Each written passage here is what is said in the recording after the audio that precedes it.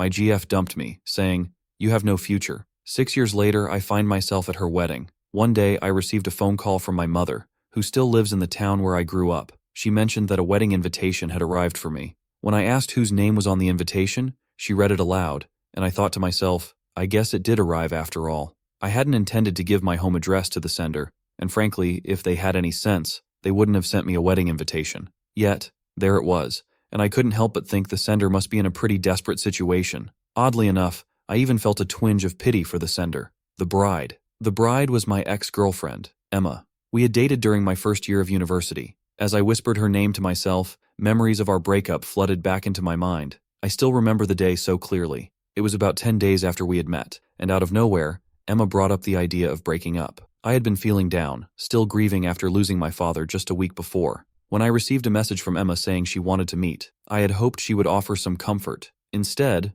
what she offered was a goodbye. Her reason for the breakup?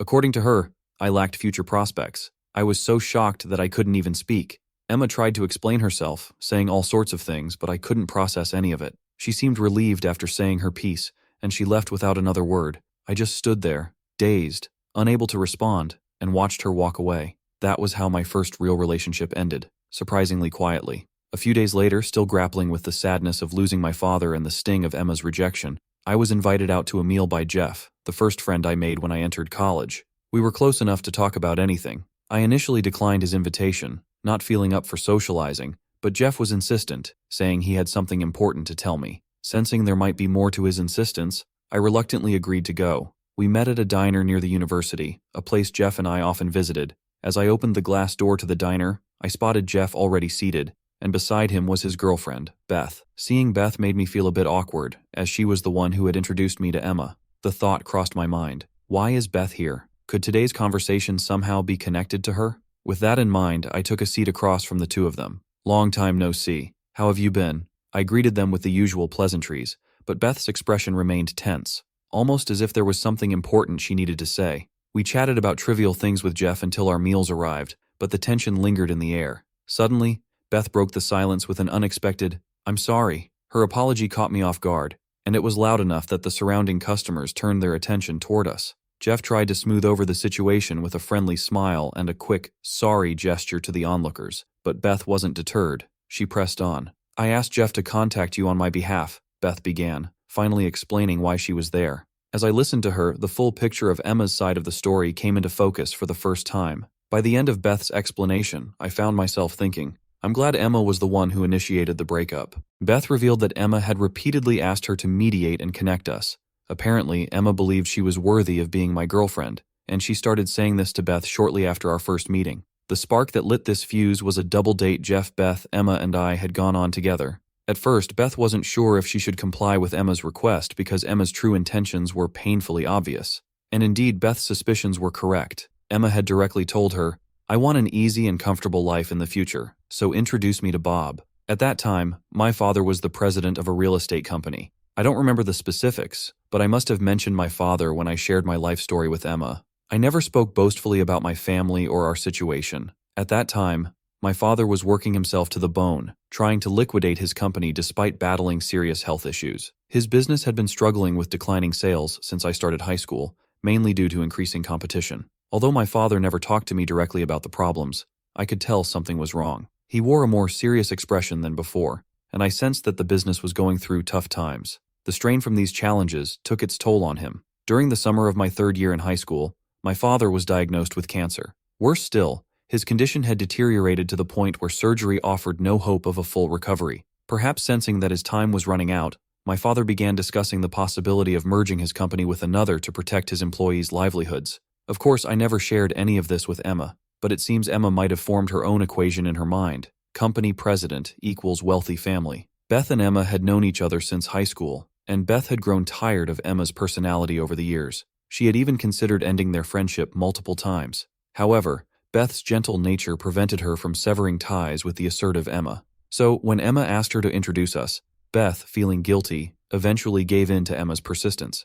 Seeing me enter a relationship with Emma and witnessing how happily I spoke about her, Beth apparently felt a pang of guilt. And when Emma learned about my father's passing, she casually told Beth, "I'm going to break up with Bob." Beth said that Emma's demeanor at that moment made her feel even more guilty about what she had done to me. So, in the end, I was simply being discarded. As I thought about it, that realization sank in. A surge of anger toward Emma welled up inside me. At that moment, my father's catchphrase came back to me, and I made a decision. The next day, I returned to my hometown and went back to my parents' house. After hearing my thoughts, my mother simply said, "I understand. Do what you want to do." The following day, I went through the process of withdrawing from the university. 6 years later, I received a wedding invitation from Emma. I knew it was coming because Beth had reached out to me beforehand, saying, "Emma is getting married. If you're invited, will you attend?" I replied, "I will attend." Beth had also mentioned that Emma's fiancé was the heir to a company specializing in air conditioning equipment, one of the top companies in the local area.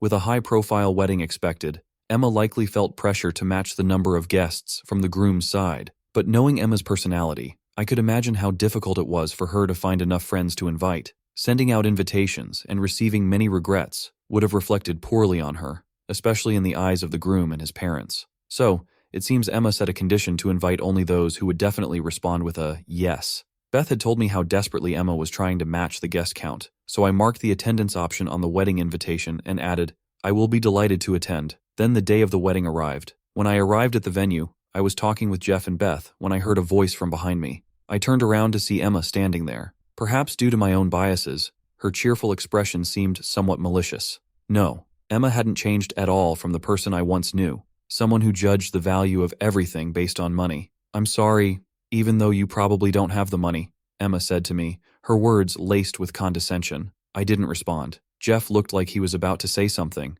but I stopped him with a look. Just then, the groom's parents walked by, and the groom's father stopped, looking at me with a surprised expression. "Are you Bob?" he asked, recognition dawning on his face. It was fortunate that he approached me before the ceremony started. I had come to this wedding with the intention of creating just this moment, to see Emma's reaction. "It's been a while," I greeted him, noting the look of confusion on Emma's face. She clearly had no idea what was going on. In fact, my parents and the groom's father had been close friends since elementary school. I had met him a few times when I was younger, and my mother and the groom's father still kept in touch occasionally, so he knew about my situation. "By the way, how's university going? Are you doing well?" the groom's father asked me. "Yes, thanks to my father's support. I'm managing somehow," I replied. Emma muttered in disbelief. "I thought you dropped out of university and were doing nothing." She had no idea. I had asked Beth to tell Emma that I had quit university and become a knight, but in reality, I had quit to reapply to a different university. My goal was to get into the medical faculty of an Ivy League university, fulfilling a dream my father had once held for himself. My father had always hoped for me to study medicine, something he had wanted to do but had to give up on when he took over the family business.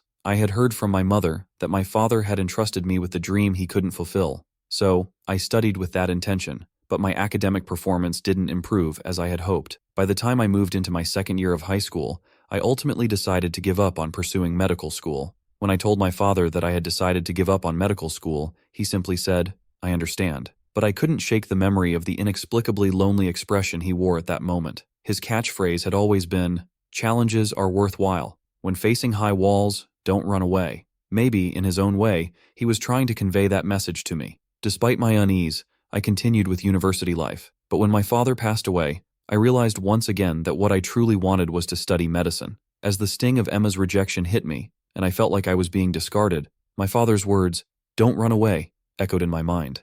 I consulted with my mother about withdrawing from university and shared my concerns about the financial burden it might place on her. She reassured me, saying, "You don't need to worry about the tuition fees," and gave me the encouragement I needed. She then looked at my father's portrait and said, "Your father used to say, 'I believe that he will rise up again,' and he entrusted me with some money for this moment. He wanted you to use it." With my mother's words in mind, I threw myself into my studies and eventually passed the medical school entrance exam. Now, I'm in my 5th year on the path to becoming a doctor. "Well then, when you become a doctor, we'll rely on you," the groom's father said, extending his hand to me. I shook his hand back with a smile. Emma also smiled, but it looked forced. The wedding proceeded in a peaceful atmosphere from start to finish. As I watched the happy expressions of the bride and groom, I couldn't help but think, if Emma hadn't broken up with me, I might not have pursued becoming a doctor. Maybe in a strange way I should be a little grateful.